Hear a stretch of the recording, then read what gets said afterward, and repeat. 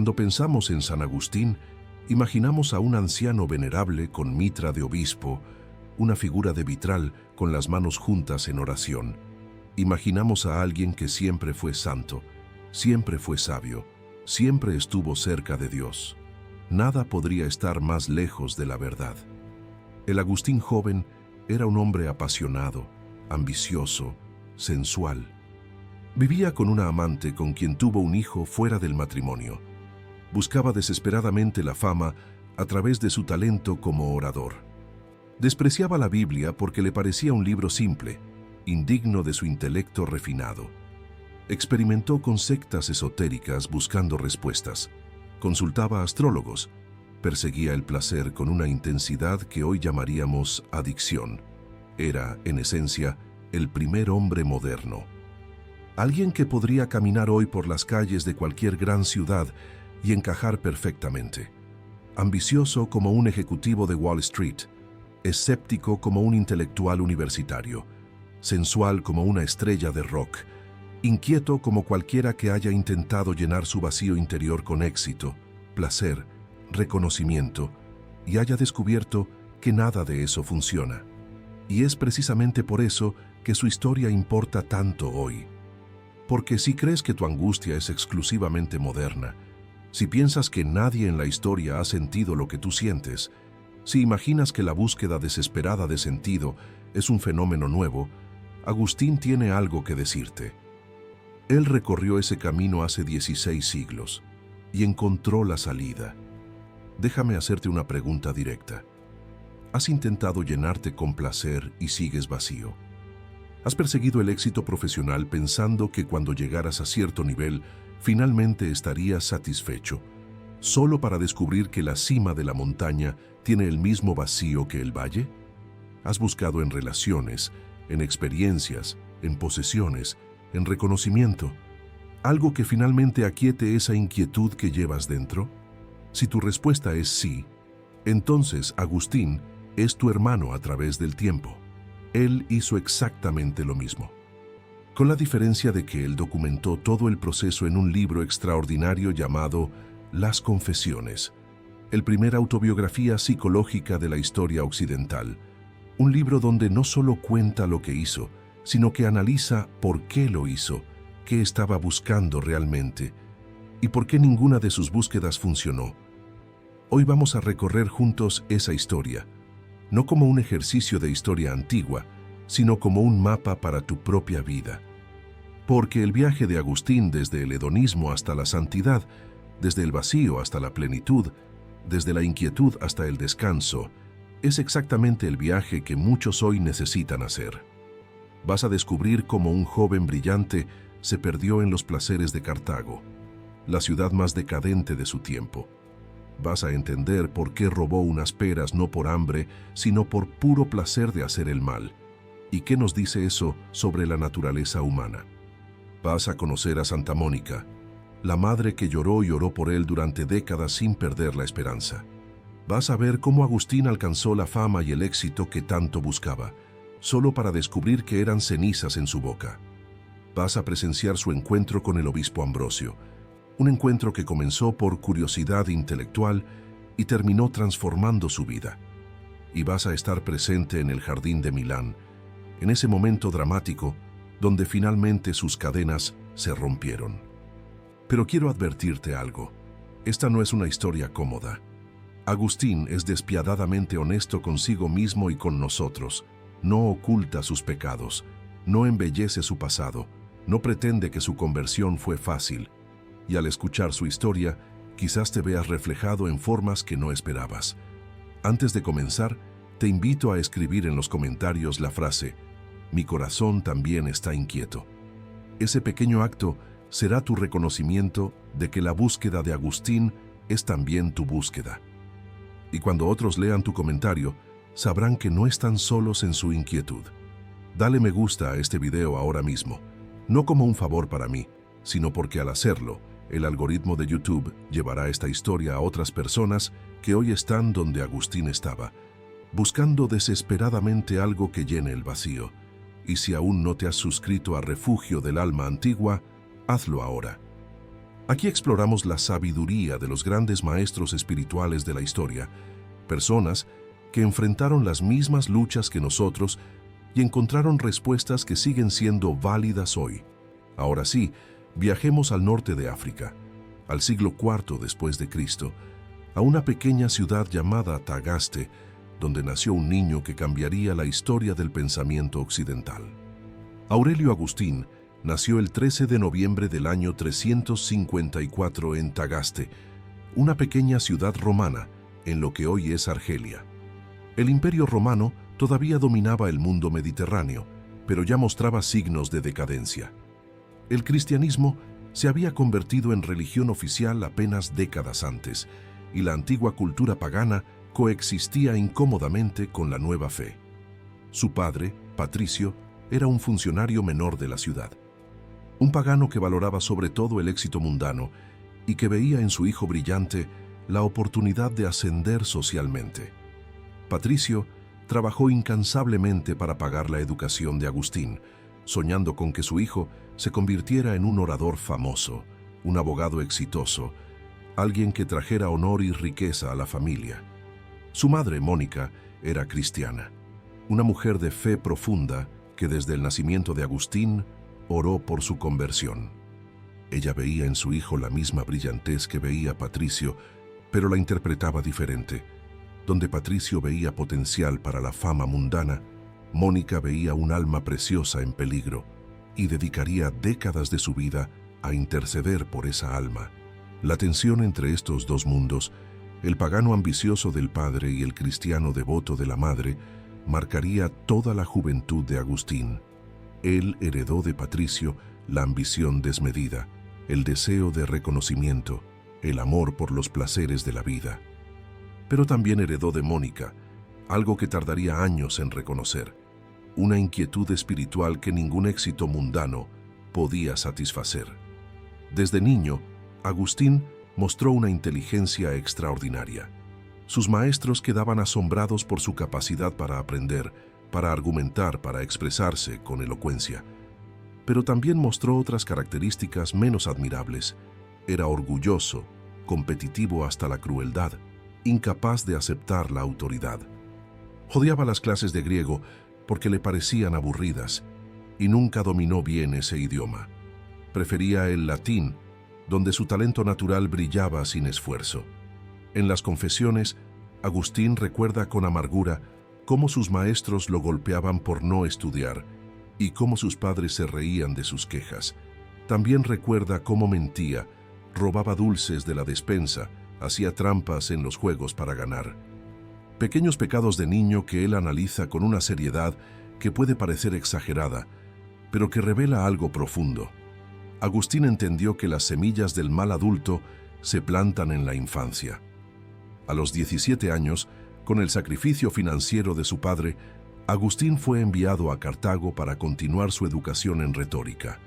Era el equivalente a enviar a un joven brillante, pero sin formación moral, a estudiar a Nueva York o Los Ángeles, y los resultados fueron predecibles. Cartago era la segunda ciudad más grande del Imperio Romano Occidental, solo superada por Roma misma. Era un centro de comercio, cultura y, sobre todo, placer. Los teatros ofrecían espectáculos provocativos. Los baños públicos eran lugares de encuentros no siempre inocentes. Las calles bullían con una energía que embriagaba a cualquier joven provinciano recién llegado. Agustín llegó a Cartago a los 17 años, sediento de experiencia. En las Confesiones describe su llegada con una frase que se ha vuelto famosa: «Llegué a Cartago, donde hervía a mi alrededor el caldero de amores vergonzosos». No tardó en sumergirse en ese caldero. Frecuentaba los teatros, donde las tragedias despertaban emociones intensas que él confundía con profundidad. Buscaba el amor, pero no el amor verdadero. Buscaba la pasión, la intensidad, el drama emocional. Quería sentirse vivo y confundía la agitación con la vida. Pronto tomó una amante. No sabemos su nombre porque Agustín nunca lo menciona en las Confesiones, un silencio que ha intrigado a los estudiosos durante siglos. Algunos creen que era por proteger su privacidad. Otros que Agustín mismo la había olvidado en cierto sentido, tan absorto estaba en su propio drama interior. Con esta mujer tuvo un hijo, Adeodato, cuyo nombre significa dado por Dios. Agustín vivió con ella durante más de 15 años en lo que hoy llamaríamos una relación de concubinato. No se casó con ella, probablemente porque era de clase social inferior y el matrimonio habría arruinado sus ambiciones de ascenso, pero le fue fiel mientras estuvieron juntos, en un sentido limitado de fidelidad. Académicamente, Agustín brillaba. Su talento para la retórica era evidente para todos. Ganaba debates, impresionaba a sus profesores, se posicionaba para una carrera exitosa como orador público, abogado, quizás incluso funcionario imperial. Todo lo que su padre había soñado parecía estar al alcance de su mano. Pero por dentro, algo estaba vacío. Las tragedias del teatro lo emocionaban, pero cuando terminaba la función, la emoción se evaporaba. Los placeres del cuerpo lo satisfacían momentáneamente, pero siempre dejaban un residuo de insatisfacción. El éxito académico alimentaba su orgullo, pero no llenaba ese hueco indefinible en el centro de su ser. Fue en este contexto de éxito exterior y vacío interior cuando leyó un libro que cambió todo. El Hortensio de Cicerón, una exhortación a la búsqueda de la sabiduría. Ese libro despertó en Agustín un hambre que ya no podría ignorar, el hambre de verdad, de significado, de algo más allá de los placeres que se desvanecían. De todos los episodios que Agustín narra en las Confesiones, hay uno que parece desproporcionadamente insignificante, pero que él analiza con una intensidad casi obsesiva: el robo de unas peras. Sucedió cuando era adolescente, antes de llegar a Cartago. Una noche, con un grupo de amigos, Agustín robó peras de un árbol en un huerto cercano. No las robó porque tuviera hambre. No las robó porque fueran especialmente buenas. De hecho, admite que eran inferiores a las que tenía en su propia casa. Las robó, y esto es lo que le horroriza, simplemente por el placer de hacer algo prohibido. Las tiraron a los cerdos sin comerlas. El acto en sí era el objetivo. La transgresión era la recompensa. ¿Por qué Agustín dedica páginas enteras a analizar este episodio aparentemente trivial? Porque entendió algo profundo sobre la naturaleza del mal humano. No robamos solo porque necesitamos lo que robamos. No pecamos solo porque el pecado nos da algo que realmente queremos. A veces pecamos por el puro placer perverso de pecar. Agustín se pregunta, ¿qué amé en aquel robo? No amó las peras, que no valían nada para él. No amó la ganancia, que no hubo ninguna. Lo que amó fue la transgresión misma, el sentirse libre de la ley moral, el placer oscuro de hacer algo que sabía que estaba mal. Este análisis es revolucionario. Antes de Agustín, la filosofía griega tendía a explicar el mal como ignorancia. Hacemos el mal porque no sabemos qué es el bien. Si supiéramos realmente qué es bueno, lo haríamos automáticamente. Sócrates, Platón, Aristóteles, todos compartían esta visión optimista del ser humano, pero Agustín sabía por experiencia que esto era falso. Él conocía el bien, sabía perfectamente que robar estaba mal, y lo hizo de todos modos. No por ignorancia, sino por algo más oscuro, una voluntad torcida que encontraba placer en el mal mismo. Esta visión del pecado, de la voluntad humana dividida contra sí misma, de la atracción perversa hacia lo que sabemos que nos destruye, sería fundamental para todo el pensamiento occidental posterior. Pablo lo había expresado en Romanos. No hago el bien que quiero, sino el mal que no quiero, eso hago. Pero Agustín fue quien lo analizó psicológicamente con una profundidad sin precedentes. El robo de las peras revela algo que todos reconocemos si somos honestos. Hay algo torcido en nosotros. Algo que no se arregla simplemente con más educación o más información.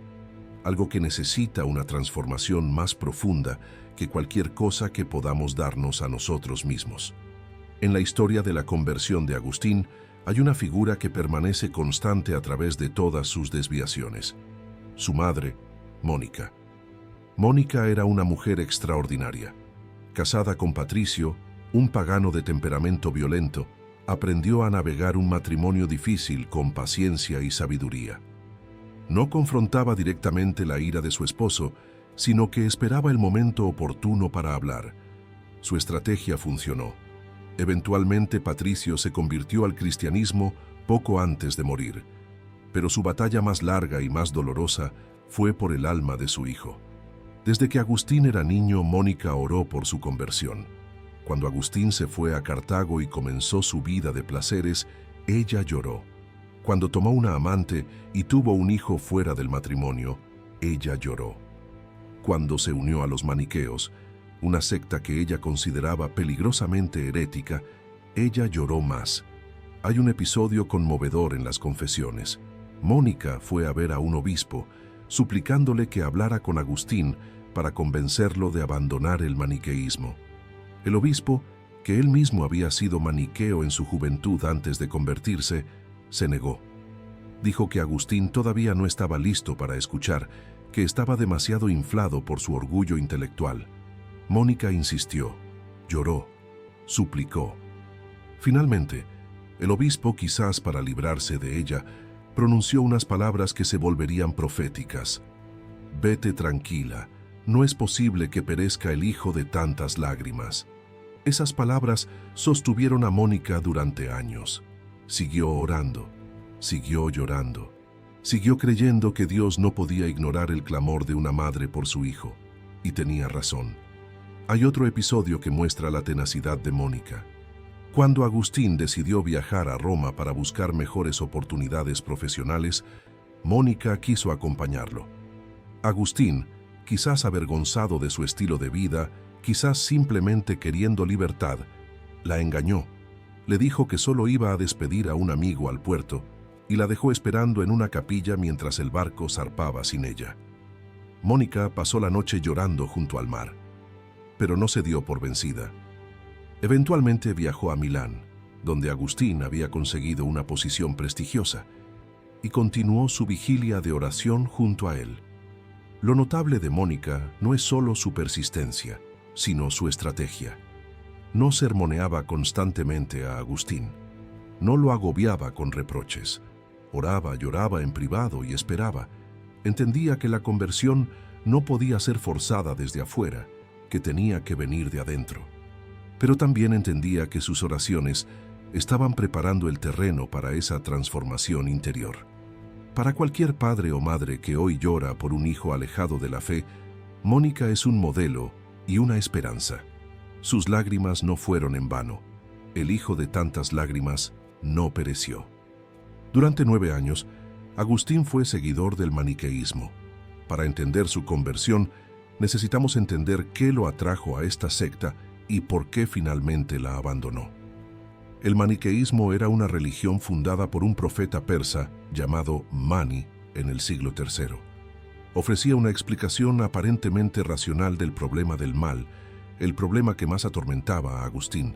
Si Dios es bueno y todopoderoso, ¿por qué existe el mal? ¿Por qué sufrimos? ¿Por qué hacemos cosas que sabemos que están mal? Los maniqueos respondían con un dualismo radical. Existen 2 principios eternos, la luz y las tinieblas, el bien y el mal. Estas 2 fuerzas están en guerra cósmica y el ser humano es el campo de batalla. Tu alma es un fragmento de luz divina atrapado en un cuerpo material oscuro. Cuando pecas, no es realmente tu culpa. Es la materia oscura en ti actuando contra tu voluntad. Esta doctrina era tremendamente atractiva para Agustín por varias razones. Primero, le daba una excusa para sus pecados. Si el mal era una fuerza externa que lo invadía, él no era realmente responsable. No fui yo quien pecó, podía decir, fue el principio oscuro en mí. Segundo, los maniqueos se presentaban como intelectuales sofisticados. Criticaban el Antiguo Testamento por sus historias aparentemente bárbaras. Se burlaban de la fe simple de los cristianos católicos. Para un joven orgulloso de su intelecto como Agustín, esto era muy atractivo. Tercero, los maniqueos prometían una sabiduría esotérica reservada para los iniciados. Agustín, siempre buscando algo más, encontraba intrigante esta promesa de conocimiento secreto. Pero con el tiempo, las grietas comenzaron a aparecer. Agustín descubrió que los maniqueos eran mejores criticando a otros que explicando su propia doctrina. Cuando hacía preguntas difíciles, le decían que esperara a hablar con Fausto, un famoso obispo maniqueo que vendría pronto y resolvería todas sus dudas. Fausto finalmente llegó y Agustín quedó devastadoramente decepcionado. El famoso obispo era un orador encantador pero vacío. Cuando Agustín le planteó sus preguntas más profundas, Fausto admitió honestamente que no sabía las respuestas. El maniqueísmo, que prometía explicar todo, no podía explicar nada cuando se lo presionaba. Agustín no abandonó formalmente la secta inmediatamente, pero su fe en ella murió ese día.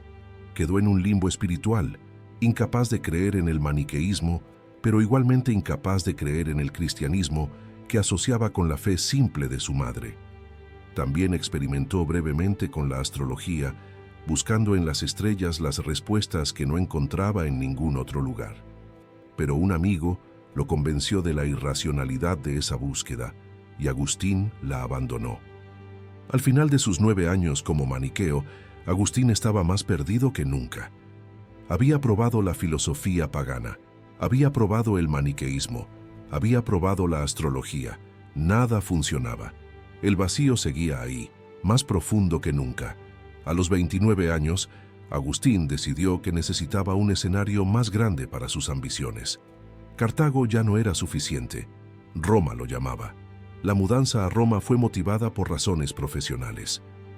Agustín había oído que los estudiantes romanos eran más disciplinados que los de Cartago, que tenían la molesta costumbre de interrumpir las clases e incluso de irse sin pagar. Pero también había un deseo más profundo. Roma era el centro del mundo, y Agustín quería brillar en ese centro. Las cosas no salieron como esperaba. Apenas llegó a Roma, cayó gravemente enfermo. Estuvo al borde de la muerte, y durante su enfermedad, en un momento de debilidad, casi pidió el bautismo cristiano. Pero se recuperó, y con la salud volvió su orgullo. El momento de vulnerabilidad pasó. Descubrió que los estudiantes romanos, aunque más ordenados en clase, tenían otro problema. Cambiaban de maestro constantemente para evitar pagar las cuotas. Un problema diferente pero igualmente frustrante. Entonces llegó la oportunidad de su vida. La ciudad de Milán necesitaba un profesor de retórica oficial. Era una posición de enorme prestigio, con acceso a los círculos más elevados del poder imperial. Milán era entonces la capital efectiva del Imperio de Occidente, donde residía el emperador. Agustín compitió por el puesto y lo ganó. A los 30 años había llegado. Era el orador oficial de la corte imperial. Componía los discursos que pronunciaría el emperador. Se codeaba con la élite del poder mundial. Todo lo que su padre había soñado, todo lo que él mismo había perseguido durante años, finalmente era suyo. Y descubrió que era ceniza. En las Confesiones, Agustín describe una escena reveladora. Un día, mientras caminaba hacia el palacio para pronunciar un discurso ante el emperador, un discurso lleno de mentiras aduladoras que todos sabían que eran mentiras, pasó junto a un mendigo borracho que reía feliz. Agustín se detuvo, golpeado por la ironía. Él, el orador famoso, el hombre de éxito, iba camino a mentir elaboradamente para ganar más favores y estaba angustiado.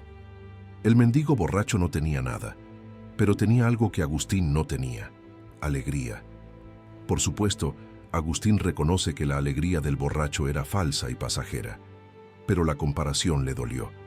¿De qué servía todo su éxito si no le daba paz? ¿De qué servía su fama si por dentro seguía vacío? Este es el momento que muchos experimentan hoy.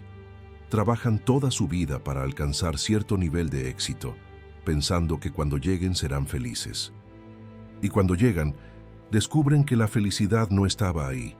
El éxito era real, pero la satisfacción prometida era un espejismo. Agustín había llegado a la cima del mundo romano, y desde esa cima solo podía ver lo vacío que estaba todo.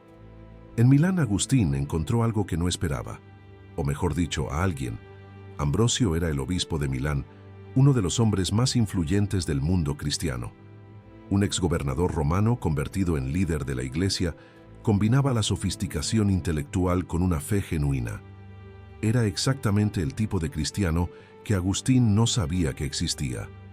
Agustín comenzó a asistir a las predicaciones de Ambrosio. No iba por razones espirituales, sino profesionales. Quería estudiar su técnica oratoria. Ambrosio era famoso por su elocuencia, y Agustín, como profesor de retórica, quería analizar qué lo hacía tan efectivo. Pero algo extraño sucedió. Mientras Agustín escuchaba la forma, el contenido se colaba. Iba a admirar el estilo, pero empezó a considerar la sustancia. Las objeciones que los maniqueos habían planteado contra el Antiguo Testamento, esas críticas que Agustín había aceptado durante años, comenzaron a desmoronarse bajo la interpretación alegórica de Ambrosio. Ambrosio mostraba que los pasajes que parecían absurdos o inmorales tenían significados más profundos cuando se leían correctamente. La Biblia que Agustín había despreciado por simple revelaba profundidades que él no había sospechado. Agustín quedó intrigado. No convencido todavía, pero intrigado. Por primera vez, el cristianismo le parecía intelectualmente respetable. No era solo la fe de campesinos ignorantes como él había asumido. Era una tradición con profundidad filosófica genuina. Mónica, que había seguido a su hijo hasta Milán, estaba encantada. Veía a Ambrosio como el instrumento de Dios para la conversión de Agustín. Se hizo devota, seguidora del obispo, asistiendo a todas sus celebraciones. Pero la conversión de Agustín no sería tan simple. Aceptar intelectualmente que el cristianismo podría ser verdadero era una cosa. Cambiar su vida para vivirlo era otra completamente diferente. Y ahí estaba el verdadero obstáculo. Agustín comenzó a leer filosofía neoplatónica, particularmente a Plotino. Descubrió en estos filósofos paganos conceptos que lo ayudaron a entender la realidad espiritual de una manera que el materialismo maniqueo nunca pudo. Aprendió a pensar en Dios no como un ser material muy grande, sino como realidad espiritual infinita. Estas lecturas lo acercaron al umbral del cristianismo. Pero todavía no podía cruzar, porque el problema no era solo intelectual, era moral, y Agustín lo sabía perfectamente. A los 31 años, Agustín estaba en crisis total. Intelectualmente, ya no podía rechazar el cristianismo. Había leído suficiente, pensado suficiente, escuchado suficiente a Ambrosio. El cristianismo era verdadero, o al menos tan probable como cualquier otra opción disponible. Su escepticismo académico había sido derrotado, pero emocionalmente, moralmente, no podía dar el paso. ¿Por qué? El problema era el sexo, o más precisamente, el problema era la renuncia al sexo fuera del matrimonio que el cristianismo exigía. Agustín había vivido con su amante durante 15 años. Cuando su madre arregló un matrimonio ventajoso para él, con una heredera de buena familia, la amante fue enviada de regreso a África. Agustín describe cómo ella juró no estar nunca con otro hombre. Él describe su propio dolor por la separación, pero no describe ninguna intención de ser igualmente casto. De hecho, mientras esperaba que su prometida tuviera edad legal para el matrimonio, era apenas una niña, tomó otra amante. El hábito era más fuerte que el dolor. En las confesiones, Agustín es brutalmente honesto sobre su situación. Sabía que el cristianismo era verdadero, sabía que estaba viviendo mal, sabía que necesitaba cambiar, pero no quería cambiar. O más precisamente, parte de él quería y parte de él no quería. Esta es la famosa frase que resume su estado. Dame castidad, Señor, pero todavía no. Quería la paz que veía en los cristianos genuinos, quería la certeza que la fe ofrecía, quería liberarse de la tiranía de sus deseos. Pero también quería seguir satisfaciendo esos deseos. Las dos voluntades luchaban dentro de él, desgarrándolo. Esta experiencia de la voluntad dividida es uno de los grandes aportes de Agustín a la psicología occidental. Antes de él, los filósofos asumían que la voluntad era una. Si sabías que era bueno, lo querías automáticamente. Pero Agustín demostró por experiencia que podemos querer y no querer algo simultáneamente, que el alma humana está en guerra consigo misma. La crisis se intensificó. Agustín ya no podía vivir ni como pagano ni como cristiano. El camino viejo era insoportable, pero el camino nuevo parecía imposible. Estaba paralizado en el umbral, incapaz de retroceder, pero igualmente incapaz de avanzar. Fue en este estado de crisis extrema cuando llegó la visita que precipitaría todo. Un día Agustín recibió la visita de un compatriota africano llamado Ponticiano. Era un funcionario imperial, un cristiano devoto, y venía a hablar de asuntos oficiales. Pero la conversación tomó un giro inesperado. Ponticiano notó un libro de las cartas de Pablo sobre la mesa de Agustín. Sorprendido gratamente de encontrar a Agustín leyendo las Escrituras, comenzó a hablar de cosas espirituales, y entonces contó una historia que atravesó el corazón de Agustín como una espada. Habló de Antonio de Egipto, el padre del monasticismo cristiano. Contó cómo Antonio, un joven rico, había escuchado en la iglesia el pasaje donde Jesús dice: «Vende todo lo que tienes, dalo a los pobres y sígueme». Y cómo Antonio había hecho exactamente eso, abandonando todo para vivir como ermitaño en el desierto. Luego Ponticiano contó algo aún más impactante. Recientemente, en la corte imperial de Trier, dos funcionarios jóvenes como Agustín habían leído la historia de Antonio. Y ahí mismo, en ese momento, habían decidido abandonar sus prometedoras carreras para convertirse en monjes. Habían dejado todo: el poder, el dinero, incluso sus prometidas. Agustín escuchó estas historias con creciente agitación. Estos hombres no eran genios, no eran filósofos, eran funcionarios ordinarios como él, y habían hecho lo que él no podía hacer. Habían dado el salto que él no se atrevía a dar. Cuando Ponticiano se fue, Agustín explotó. Se volvió hacia su amigo Alipio, que estaba con él, y gritó: «¿Qué nos pasa? ¿Qué es esto que has oído? Los indoctos se levantan y arrebatan el cielo, y nosotros, con toda nuestra ciencia, mira cómo nos revolcamos en la carne y la sangre». Salió corriendo al jardín de la casa. Alipio lo siguió alarmado por su estado.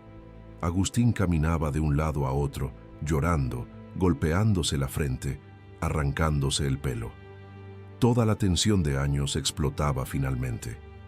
Se alejó de Alipio, buscando soledad para llorar sin testigos. Se arrojó bajo una higuera y dejó salir todo el dolor acumulado, lágrimas de años de frustración, de guerra interior, de querer y no poder, de saber y no hacer. Y entonces escuchó algo. Desde algún lugar cercano, quizás una casa vecina, llegó una voz infantil cantando. No era una canción que Agustín conociera. Las palabras eran simples, repetidas como un estribillo. Tole, leje, tole, leje. Toma y lee, toma y lee. Agustín dejó de llorar. Escuchó. La voz repetía la misma frase una y otra vez. Tole, leje. Al principio pensó que era un juego de niños, pero no podía recordar ningún juego con esas palabras. Y entonces, como un rayo, recordó la historia de Antonio. Antonio se había convertido al escuchar un pasaje de las Escrituras leído al azar. ¿Podría ser esto una señal similar? Se levantó rápidamente, volvió donde estaba Alipio, tomó el libro de las cartas de Pablo que había dejado ahí, lo abrió al azar y leyó el primer pasaje que sus ojos encontraron. Era Romanos 13, versículos 13 y 14. No en banquetes ni borracheras, no en lujurias y lascivia, no en contiendas y envidias, sino revestíos del Señor Jesucristo, y no hagáis provisión para la carne y sus concupiscencias. No necesitó leer más, no quiso leer más. En ese instante, todo cambió. Agustín describe que una luz de certeza inundó su corazón. Todas las tinieblas de la duda se disiparon. La batalla que había librado durante años terminó en ese momento. Las cadenas que lo habían atado se rompieron. Marcó el pasaje y le mostró el libro a Alipio. Su amigo leyó el siguiente versículo, sobre acoger al débil en la fe, y lo aplicó a sí mismo. Ambos habían sido transformados. entraron a la casa y le contaron todo a Mónica. Ella, que había llorado tantos años por este momento, estalló en alabanzas a Dios. El hijo de tantas lágrimas finalmente había vuelto. Es importante notar lo que Agustín experimentó y lo que no experimentó. No describe visiones celestiales ni voces audibles de Dios. Una voz de niño, un libro, un pasaje bíblico. Instrumentos ordinarios que Dios usó de manera extraordinaria. Tampoco describe que todos sus problemas desaparecieron instantáneamente. La transformación fue real, pero gradual. Todavía tendría luchas, tentaciones, dificultades, pero algo fundamental había cambiado. La dirección de su vida se había invertido. Ya no huía de Dios, ahora corría hacia Él. La fecha era agosto del año 386. Agustín tenía 31 años. La primera mitad de su vida, la mitad perdida, había terminado. La segunda mitad, dedicada completamente a Dios, estaba por comenzar. Después de su conversión, Agustín renunció a su cátedra de retórica. Ya no podía seguir enseñando el arte de la mentira persuasiva. Se retiró con un grupo de amigos y familiares a una villa en Casiciaco, donde pasaron meses en discusiones filosóficas y preparación para el bautismo. En la Pascua del año 387, Agustín fue bautizado por Ambrosio en Milán, junto con su amigo Alipio y su hijo Adeodato. Mónica estaba presente, radiante de alegría. La obra de sus lágrimas y oraciones finalmente había dado fruto. Decidieron regresar a África. Agustín quería establecer una comunidad monástica en su tierra natal, vivir una vida de oración, estudio y servicio. Pero antes de embarcarse, mientras esperaban un barco en el puerto de Ostia, sucedió algo extraordinario. Una tarde, Agustín y Mónica estaban solos, apoyados en una ventana que daba al jardín interior de la casa donde se hospedaban. Conversaban sobre la vida eterna, sobre qué tipo de felicidad esperaba a los santos. La conversación fue elevándose, dejando atrás las cosas terrenales, ascendiendo en contemplación. Agustín describe cómo juntos fueron subiendo mentalmente más allá de los cielos físicos, más allá de los ángeles, hasta tocar brevemente por un instante la sabiduría eterna misma. Fue una experiencia mística compartida, un momento de éxtasis donde madre e hijo tocaron juntos el borde del cielo. Cuando volvieron en sí, Mónica dijo algo que resultaría profético.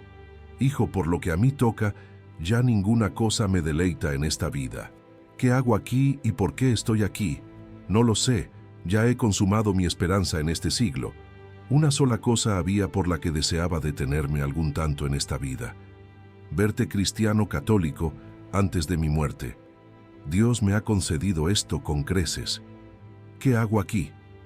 5 días después, Mónica cayó enferma con fiebre. 9 días después, murió. Tenía 56 años. Agustín quedó devastado. Luchó contra las lágrimas pensando que un cristiano no debería llorar por quien había muerto en paz con Dios. Pero finalmente, solo en la noche, dejó fluir las lágrimas que había contenido. Lloró por su madre, pero también por sí mismo, por la herida de haber perdido la compañera de su vida. En las Confesiones, escrito años después, Agustín pide oraciones por Mónica.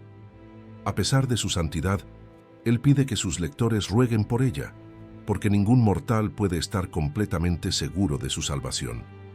Es un pasaje conmovedor que muestra tanto la humildad de Agustín como la profundidad de su amor filial. Mónica fue enterrada en Ostia. Agustín finalmente regresó a África sin ella, llevando consigo su legado de fe persistente y amor incondicional. De vuelta en África, Agustín estableció una pequeña comunidad monástica en Tagaste, su ciudad natal. Quería vivir en retiro, en oración y estudio, pero Dios tenía otros planes. En el año 391, Agustín visitó la ciudad costera de Hipona. Durante una celebración en la iglesia, el anciano obispo Valerio mencionó que necesitaba un presbítero que lo ayudara. La congregación, reconociendo a Agustín, lo agarró físicamente y lo presentó ante el obispo. Fue ordenado sacerdote prácticamente a la fuerza, llorando mientras lo consagraban. 4 años después, se convirtió en obispo de Hipona. Tendría ese cargo durante los siguientes 35 años, hasta su muerte. Como obispo, Agustín predicaba casi diariamente, atendía disputas legales, ya que en esa época el obispo funcionaba como juez civil para su comunidad. Cuidaba de los pobres, lidiaba con conflictos doctrinales y escribía, incansablemente escribía. La producción literaria de Agustín es asombrosa. Escribió cientos de cartas, cientos de sermones, tratados teológicos, comentarios bíblicos, obras filosóficas. Se calcula que escribió más de 5 millones de palabras que han sobrevivido y probablemente mucho más que se perdió. Sus obras enfrentaron las grandes controversias de su tiempo. Contra los maniqueos defendió la bondad de la creación y la unidad de Dios. Contra los donatistas defendió la unidad de la Iglesia. Contra los pelagianos defendió la necesidad absoluta de la gracia divina para la salvación. Pero su obra más monumental fue La ciudad de Dios, escrita después del saqueo de Roma por los godos en el año 410. Los paganos culpaban al cristianismo por la caída de Roma. Los dioses antiguos estaban castigando al imperio por abandonarlos. Agustín respondió con una obra maestra de filosofía de la historia. En La ciudad de Dios, Agustín distingue entre la ciudad terrenal, construida sobre el amor propio, y la ciudad celestial, construida sobre el amor a Dios. Las dos ciudades coexisten en la historia, entremezcladas hasta el juicio final. Los imperios suben y bajan, pero la ciudad de Dios permanece. Este mensaje resuena poderosamente hoy. Vivimos en tiempos donde las instituciones que parecían eternas se tambalean, donde la civilización occidental muestra signos de decadencia, donde el futuro parece incierto. Agustín nos recuerda que nuestra esperanza nunca debió estar en las ciudades terrenales. La única ciudad que permanece es la que Dios edifica. Agustín murió el 28 de agosto del año 430, a los 75 años. Los vándalos estaban sitiando Hipona. El mundo romano que él había conocido se derrumbaba. Pero Agustín murió en paz, habiendo encontrado lo que buscó toda su vida. En sus últimos días, pidió que le colocaran los salmos penitenciales en la pared junto a su cama. Quería morir como había vivido después de su conversión, reconociendo su pecado, confiando en la misericordia de Dios. ¿Qué nos enseña la vida de Agustín hoy?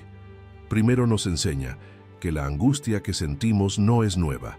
El vacío que experimentas cuando alcanzas el éxito y descubres que está hueco. Agustín lo experimentó hace 16 siglos. La adicción al placer que nunca satisface, él la conoció íntimamente. La guerra interior entre lo que sabes que deberías hacer y lo que realmente haces, él la libró durante años. No estás solo. No eres el primero en sentir lo que sientes. Y si Agustín encontró la salida, tú también puedes encontrarla. Segundo, nos enseña que no hay paz fuera del diseño para el que fuimos creados. Puedes buscar en el placer, en el éxito, en el reconocimiento, en el conocimiento, en las relaciones. Puedes acumular experiencias, posesiones, logros, y todo eso te dejará vacío, porque fuiste creado para Dios y solo en Él encontrarás descanso. Nuestro corazón está inquieto hasta que descanse en Él. Esta es la verdad fundamental que Agustín descubrió y que sigue siendo verdad hoy. Tercero, nos enseña que nunca es demasiado tarde. Agustín tenía 31 años cuando se convirtió, después de una vida de pecado deliberado. Mónica oró por él durante décadas antes de ver respuesta. La conversión vino cuando Dios quiso, no cuando Agustín lo planificó. Si has vivido alejado de Dios, si has probado 1000 caminos falsos, si has hecho cosas de las que te avergüenzas, la historia de Agustín es esperanza para ti. El mismo Dios que lo transformó puede transformarte. Quiero terminar con las palabras más famosas de Agustín después de su frase inicial. Palabras que escribió mirando hacia atrás a todos esos años perdidos, a todas esas búsquedas vacías, a todo ese tiempo corriendo en la dirección equivocada. Tarde te amé, hermosura tan antigua y tan nueva. Tarde te amé, y he aquí que tú estabas dentro de mí y yo afuera, y por fuera te buscaba, y deforme como era, me lanzaba sobre estas cosas hermosas que tú creaste. Tú estabas conmigo, mas yo no estaba contigo. Me retenían lejos de ti aquellas cosas que, si no existiesen en ti, no existirían. Llamaste y clamaste, y rompiste mi sordera. Brillaste y resplandeciste, y fugaste mi ceguera. Exhalaste tu perfume, y lo aspiré, y ahora suspiro por ti. Gusté de ti, y ahora siento hambre y sed. Me tocaste, y me abracé en tu paz. Esas palabras pueden ser tuyas. El Dios que Agustín finalmente encontró te está buscando ahora mismo, no afuera, en los logros y placeres del mundo, sino adentro, en el centro de tu ser, donde Él siempre ha estado esperando. Tu corazón está inquieto. Esa inquietud es su llamada. Esa insatisfacción es su invitación. Ese vacío es el espacio que solo Él puede llenar. Deja de correr hacia afuera, vuelve hacia adentro. Deja de buscar en las criaturas lo que solo el Creador puede dar. Deja de gritar, todavía no, al Dios que te ofrece libertad. Toma y lee. La voz que Agustín escuchó en el jardín te habla también a ti. Si este video ha tocado algo en tu corazón, escribe en los comentarios, tarde te amé, pero te amo. Esa será tu declaración de que la búsqueda ha terminado, que finalmente estás listo para descansar en aquel para quien fuiste creado. Dale me gusta a este video y compártelo con alguien que necesita escuchar esta historia. Tu amigo vacío, tu familiar inquieto, ese conocido que parece tenerlo todo pero no tiene paz. La historia de Agustín puede ser la luz que los guíe a casa. Suscríbete a Refugio del Alma Antigua. Aquí seguimos explorando las vidas de santos y pensadores que encontraron lo que todos buscamos. Sus historias son lámparas para nuestros pies en ti